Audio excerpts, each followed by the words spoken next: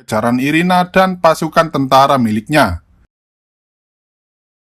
Setelah berjalan cukup jauh, Dr. Jones akhirnya menemukan sebuah kota dan ia berniat untuk mencari bantuan di kota itu. Namun saat ia memasuki salah satu rumah, ternyata pemilik rumah itu bukanlah manusia, melainkan manekin-manekin ini. Tak hanya itu, di luar rumah pun Dr. Jones tak bisa menemukan satupun manusia karena seluruh kota itu hanyalah berisi manekin.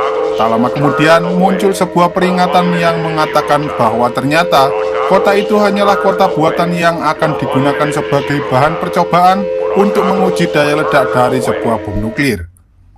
Mendengar hal itu, Dr. Jones pun segera kembali ke dalam rumah dan masuk ke dalam kulkas. Lalu dalam hanya hitungan detik setelah bom dijatuhkan, seluruh kota itu pun hancur berantakan. Beruntungnya Dr. Jones berhasil selamat dari kejadian itu karena kulkasnya terlempar jauh ke tempat yang cukup aman dari radiasi nuklir tersebut.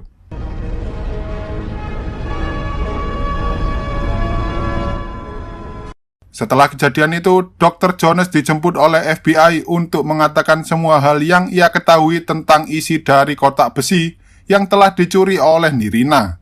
Di sini Dr. Jones pun mengatakan bahwa ia benar-benar tak tahu isi dari kotak itu karena 10 tahun yang lalu Dr. Jones bukanlah orang yang menemukannya, melainkan ia diculik dan dipaksa oleh pasukan angkatan udara untuk memeriksa beberapa serpian puing-puing aneh serta potongan mayat misterius yang mengandung magnet.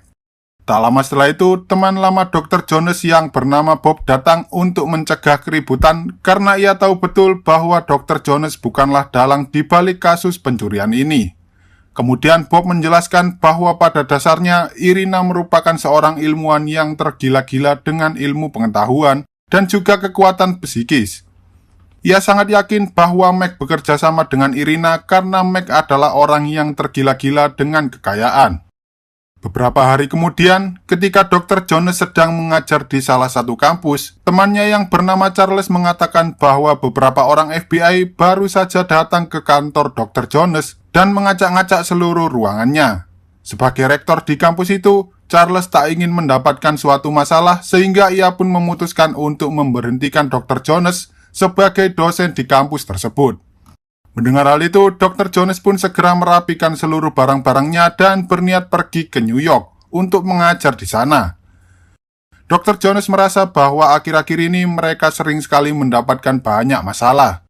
Ia telah kehilangan ayahnya dan juga salah satu sahabatnya yang bernama Marcus.